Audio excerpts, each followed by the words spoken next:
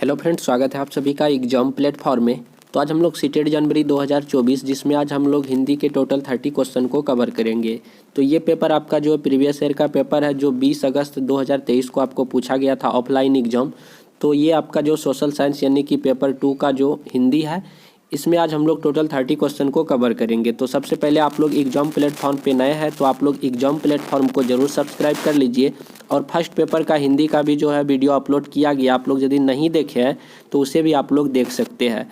तो आप लोगों को पता है कि हिंदी में भी जो है 2 पार्ट में यानी कि डिवाइड होता है, जो कि आपका जो है 15 क्वेश्चन लगभग आपका जो है गद्यांश से रहता है और 15 क्वेश्चन आपका यानी कि 15 क्वेश्चन आपका CDP बेस्ड यानी कि बाल विकास से रिलेटेड रहता है। तो चलिए सबसे पहले यहाँ पे गद्यांश दिया गया है, तो इस गद्यांश को हम लोग पढ़ेंगे और 91 से लेकर 99 तक आपका जो है इस गद्यांश से रिलेटेड क्वेश्चन रहेगा। तो देखिए गद्यांश किस प्रकार का है। कहते हैं कि मनुष्य ने 9 से 10 हजार साल पहले बौद्धिक दृष्टिकोण की खोज की थी, वह भक्ति मार्ग था। मानव इतिहास के इस दौर के लोग सबसे बुद्धिमान थे। मैंने पहले ही कहा कि आध्यात्मिक दुनिया का महत्व बहुत अधिक है, फिर भी सापेक्ष दुनिया पूरी तरह से महत्वहीन नहीं। जब सुदूर अतीत में मनुष्यों ने महसूस किया कि कर्म योग और ज्ञान योग उन्हें सच्ची प्रगति प्राप्त करने में मदद नहीं करेंगे, तो उन्होंने तुरंत भक्ति योग को अपना लिया। तो इस तरह से उसके बाद आगे भी है, उन्होंने अनुभव किया कि भक्ति ही उसके लिए एकमात्र मार्ग है। तो मनुष्य ने क्या किया, अनुभव किया कि उनके लिए भक्ति ही एक क्या है, एकमात्र मार्ग है। मनुष्य आज अपने विकसित कर्म और ज्ञान योग के कारण और भी आगे बढ़ गया। इस प्रकार अपने पूर्वजों की तुलना में वह भक्ति के मार्ग पर चलने की आवश्यकता को अधिक तेजी से महसूस करेगा। यह कर्म और ज्ञान योग का उज्ज्वल पक्ष है, यानी ये दोनों योग भक्ति मार्ग और मजबूत करेंगे। ये दोनों आपका जो है भक्ति मार्ग को और क्या करेगा, मजबूत करेगा। तो इस प्रकार से आपका गद्यांश था। इससे रिलेटेड देखिए आपका क्वेश्चन है 91 नंबर पे। तो फर्स्ट नंबर क्वेश्चन है आपका 91 नंबर, इस दौर के लोग सबसे बुद्धिमान थे। वाक्य के रेखांकित अंश में किस दौर के लोगों की चर्चा की गई है। तो हम लोग अभी गद्यांश में तुरंत पढ़े हैं 9-10 हजार वर्ष पूर्व के लोग जो है, उस समय के जो लोग थे तो काफ़ी ज़्यादा बुद्धिमान थे। तो इस रेखांकित जो शब्द में मतलब कि लाइन में जो बोला गया है कि इस दौर के लोग बुद्धिमान थे, तो किस दौर की बात कही गई है, 9-10 हजार वर्ष पूर्व के लोगों की बात इसमें कही गई है। उसके बाद है भक्ति योग का महत्व है। भक्ति योग का क्या महत्व है, तो इसका राइट आंसर हो जाएगा वास्तविक प्रगति की प्राप्ति में। तो ऑप्शन नंबर 1 आपका बिल्कुल सही है। उसके बाद अगला है आपका डैश एवं डैश योग भक्ति मार्ग को सशक्त करेंगे। तो डैश और डैश योग जो है भक्ति मार्ग को सशक्त करेंगे। तो कर्म योग एवं ज्ञान योग ये दोनों आपका जो है भक्ति मार्ग को क्या करेगा, सशक्त करेगा। तो ऑप्शन नंबर 3 आपका बिल्कुल राइट आंसर हो जाएगा। तो गद्यांश बहुत ही इजी रहता है, तो आप लोग आराम से जो है सारे जो गद्यांश के क्वेश्चन जो रहते हैं उससे रिलेटेड आप लोग आराम से इजीली उसे कर सकते हैं। उसके बाद है गद्यांश के आधार पर कहा जा सकता है कि मानव जीवन डैश में का एक महत्व सर्वाधिक है। तो गद्यांश के आधार पर कहा जा सकता है कि मानव जीवन में डैश का महत्व सर्वाधिक है। तो किसका महत्व सर्वाधिक है, आध्यात्मिकता का। तो ऑप्शन नंबर 2 आपका बिल्कुल सही जवाब है। उसके बाद है मानव जीवन के लिए एकमात्र मार्ग है। तो मानव जीवन के लिए एकमात्र मार्ग क्या हो जाएगा, भक्ति मार्ग। तो ऑप्शन नंबर 1 आपका बिल्कुल राइट आंसर हो जाएगा। ये सारे आंसर जो आपके गद्यांश में दिए गए, तो आप लोग गद्यांश को अच्छे से पढ़ेंगे, वहीं पे आपका जो है सारा आंसर मिल जाएगा। तो मानव जीवन के लिए एकमात्र मार्ग क्या है, तो भक्ति मार्ग आपका बिल्कुल राइट आंसर हो जाएगा। उसके बाद है मनुष्य के पूर्वजों ने किस चीज़ की आवश्यकता को नहीं समझा था। तो मनुष्य के जो पूर्वज है किस चीज़ की आवश्यकता को नहीं समझा था, तो मानसिक विकास की जो आवश्यकता होती है उस चीज़ को व्यक्ति जो है नहीं समझ पाया था मनुष्य। तो ऑप्शन नंबर 3 आपका बिल्कुल राइट आंसर हो जाएगा। विशेषण और विशेष का उदाहरण है। तो विशेषण और विशेष का कौन उदाहरण है, तो उज्ज्वल पक्ष आपका बिल्कुल राइट आंसर हो जाएगा ऑप्शन नंबर 4, जो कि आपका विशेषण और विशेष का क्या है, उदाहरण है। सापेक्ष का विलोम क्या होगा, बहुत ही इजी है। तो सापेक्ष का विलोम आपका निरपेक्ष हो जाएगा। उसके बाद समूह से भिन्न शब्द है। तो यहाँ पे जो है 4 ऑप्शन है आपका, साल है, तेजी है, कर्म है, मदद है। तो इनमें से जो आपको भिन्न शब्द मतलब कि चुनना है, तो आपका जो साल एक जो है यहाँ पर क्या हो जाएगा, एक अलग शब्द हो जाएगा। उसके बाद देखिए 100 से 105 तक फिर आपका अगला गद्यांश है, तो इसको हम लोग पढ़ेंगे। उसके बाद इससे रिलेटेड आंसर हम लोग करेंगे। जिन्हें सपने अपने पौने हैं, बन जाते हुए तो दीवाने हैं। गर लक्ष्य जो साधा है तूने, उसे पाने की कोशिश तू कर। चल आगे बढ़, तूफानों से न डर। चल कश्ती उठा सागर में उतर। है रात अंधेरी फिक्र है क्या, एक दिन आएगी अपनी शहर। उसके बाद है चल कश्ती उठा सागर में उतर। तो इस तरह से गद्यांश आपका दिया गया है। इससे रिलेटेड आपका देखिए क्वेश्चन है, कविता के अनुसार अपने स्वप्नों को पूरा यानी कि पूर्ण करने के लिए आवश्यक है। तो अपने सपनों को पूर्ण करने के लिए किस चीज़ की आवश्यकता है कविता के अनुसार, तो निष्ठा एवं इच्छा शक्ति जो है मजबूत होना चाहिए, तभी आप अपने सपनों को क्या कर सकते हैं, साकार कर सकते हैं, पूरा कर सकते हैं। तो निष्ठा एवं इच्छा शक्ति, तो आपका ऑप्शन नंबर 1 बिल्कुल सही है।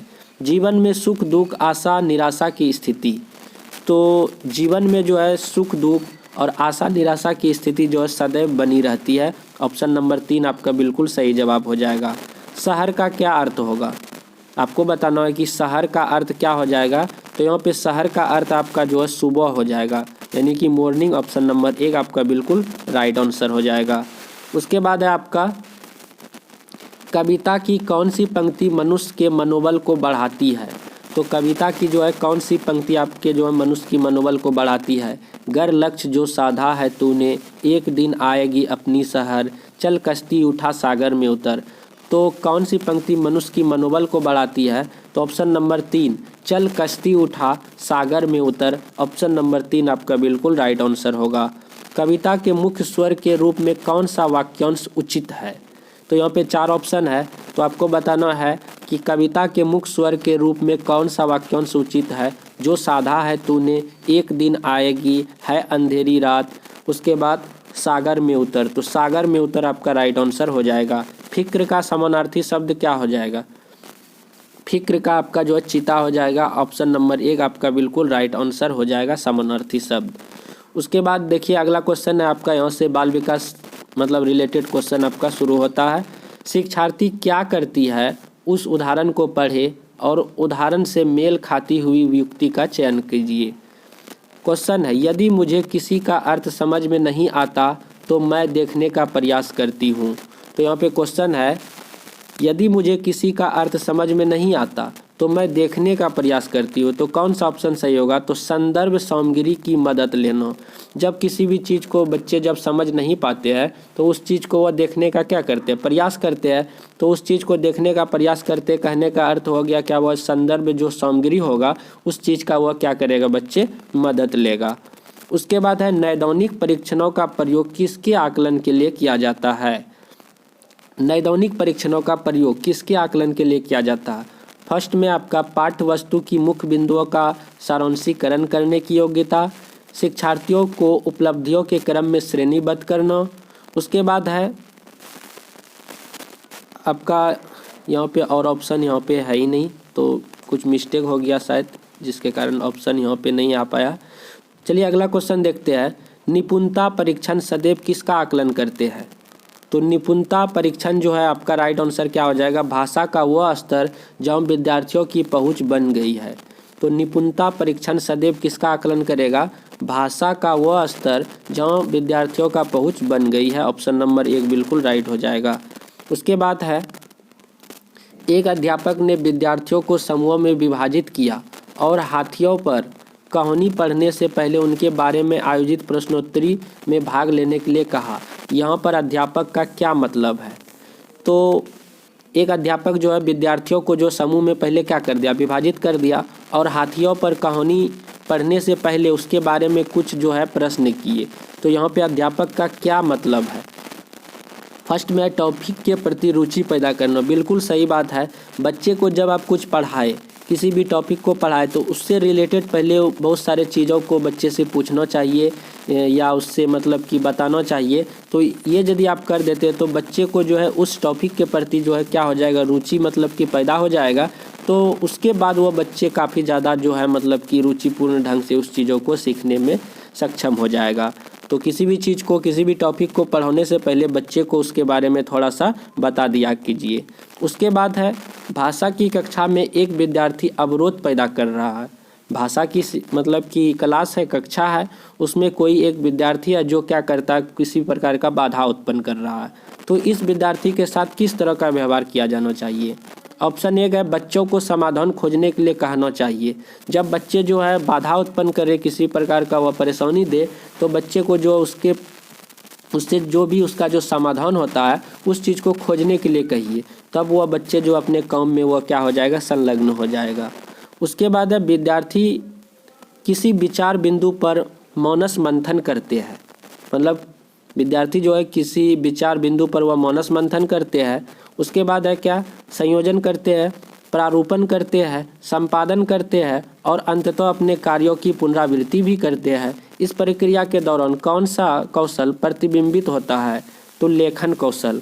जब बच्चे किसी भी चीज़ का मंथन करते हैं, संयोजन करते हैं, प्रारूप करते हैं, फिर उसका संपादन करते हैं और अंत में उस चीज़ का पुनरावृत्ति भी करता है, तो यह लेखन कौशल हो जाएगा। ऑप्शन नंबर 2 आपका बिल्कुल राइट आंसर हो जाएगा। पहले उस चीज़ के बारे में मंथन करेगा, फिर संयोजन करेगा, फिर उसका प्रारूप तैयार करेगा, फिर संपादन करेगा, लिखिएगा, फिर उसके बाद उसका पुनरावृत्ति भी करता है। तो ये लेखन कौशल का ये विशेषता है। उसके बाद है कथन में बोला जा रहा है पठन और लेखन कौशल प्राथमिक स्तर पर समालोचनात्मक चिंतन में मदद करते हैं। उसके बाद बोल रहा है क्या, समालोचनात्मक चिंतन पठन और लेखन का उपकौशल है।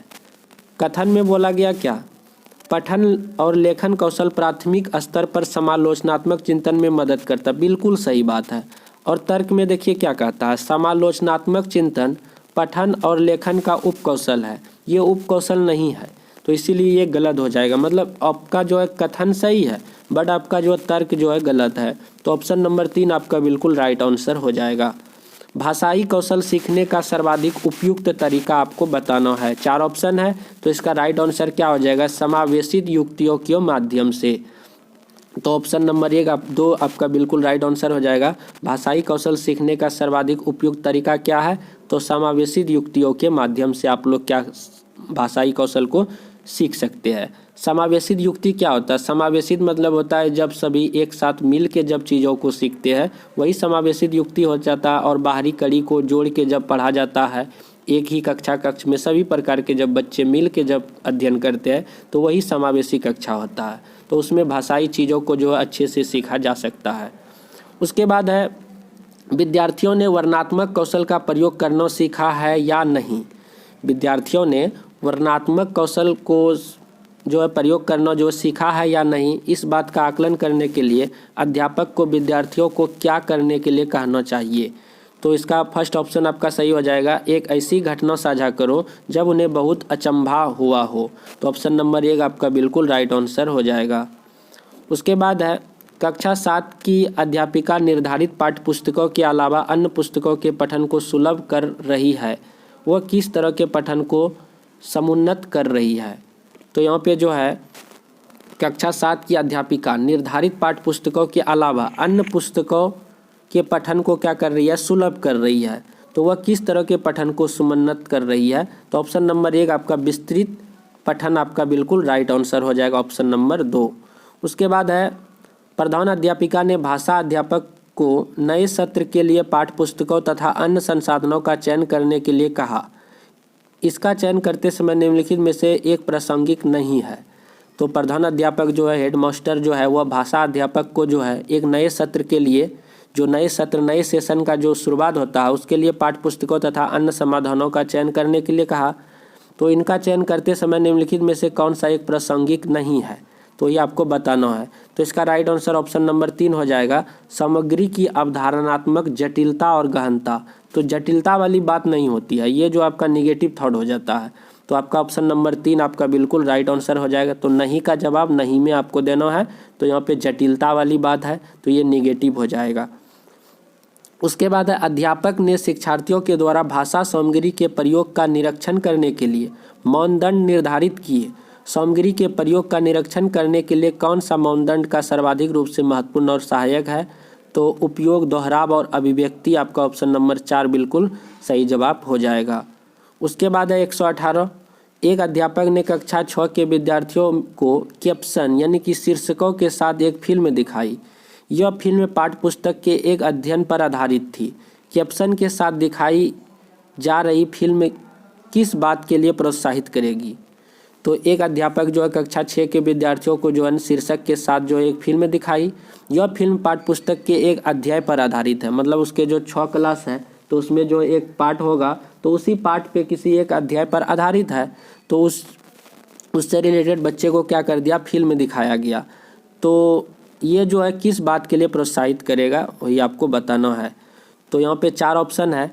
फर्स्ट है आपका क्या, श्रवण युक्तियों सक्रिय रूप से देखना और विद्यार्थियों को भाषा की प्रामाणिक सामग्री का प्रयोग करने के लिए प्रोत्साहित करना। श्रवण युक्तियों सक्रिय रूप से देखना और विद्यार्थियों को भाषा की प्रामाणिक सामग्री का प्रयोग करने के लिए प्रोत्साहित करना। उसके बाद है इस तरह की फिल्में देखने के लिए विद्यार्थियों को प्रोत्साहित करना। मौखिक संकेतों द्वारा श्रवण युक्तियों पात्रों के अभिनय की सराहना और समीक्षा करना। ये तो मौखिक, ये उतना होगा ही नहीं। सक्रिय रूप से देखना और सुनना, तो ये आपका जो ऑप्शन नंबर 1 आपका बिल्कुल राइट आंसर हो जाएगा। श्रवण युक्तियों सक्रिय रूप से देखना, जब किसी भी फिल्म को देखता है तो क्या करता है, सुनता भी और देखता भी है। उससे जो भाषा की प्रामाणिक सामग्री का प्रयोग करने के लिए उसे क्या मिलता है, प्रोत्साहन मिलता है। ऑप्शन नंबर 1 आपका राइट आंसर हो जाएगा। उसके बाद है आपका कथन, यहाँ पे बोला गया है कि अपने प्रारंभिक बाल्यावस्था में एक बच्चा संज्ञा की अपेक्षा क्रियाओं वर्ब का अधिक प्रयोग करता है और व्याकरणिक नियमों की अनदेखी करता है। तर्ककर्ता उनकी शब्द संपदा बहुत सीमित होती है। तो यहाँ पे दोनों ही सही है, दोनों ही आपका क्या है, उनकी जो है शब्द संपदा बहुत ही सीमित होती है और व्याकरणिक नियमों को बच्चे क्या करते हैं, अनदेखा करता है। तो दोनों आपका यहाँ पे सही हो जाएगा और सही व्याख्या भी करेगा। उसके बाद है एक बालिका अपनी भाषा कक्षा का अनुभव माँ के साथ साझा करती है और कहती है, कभी कभी हम अपनी आंखें बंद करते हैं और हमें अध्यापिका अपने बस्ते में से कोई भी वस्तु निकालने के लिए कहती है, फिर हमें उस वस्तु के बारे में बताना होता है। यह सीखने का बहुत अच्छा तरीका है। बच्चे की यह टिप्पणी अधिगम के बारे में बच्चे की प्राथमिकता की ओर संकेत करती है। उनकी प्राथमिकता की पहचान कीजिए। तो जब मैं कुछ करती हूँ तो भाषा प्रयोग अच्छी तरह से याद कर लेती हूँ। तो यहाँ पे देखिए क्या बोल रहा है कि एक बालिका अपनी भाषा कक्षा का अनुभव माँ के साथ साझा करती है और कहती है कि कभी कभी हम अपनी आंख बंद करते हैं और हमें अध्यापिका अपने बस्ते में से कोई भी वस्तु निकालने के लिए कहती है, फिर हमें उस वस्तु के बारे में बताना होता है। तो यह सीखने का बहुत अच्छा तरीका क्या है, तो यही जब मैं कुछ करती हूँ तो भाषा प्रयोग अच्छी तरह से याद कर लेती हूँ। तो ये आपका राइट आंसर हो जाएगा। तो इस तरह से टोटल हम लोग 30 क्वेश्चन जो है कवर कर चुके हैं। तो आप लोग यदि नए हैं तो प्लीज़ आप लोग एग्जाम प्लेटफॉर्म को जरूर सब्सक्राइब कर लीजिए और बहुत सारे वीडियो जो अपलोड किया गया यदि आप लोग नहीं देखे हैं, समय बहुत कम है, तो आप लोग उसे भी ज़रूर देखें। तो चलिए मिलते हैं हम लोग अगले वीडियो पे। जय हिंद, जय भारत।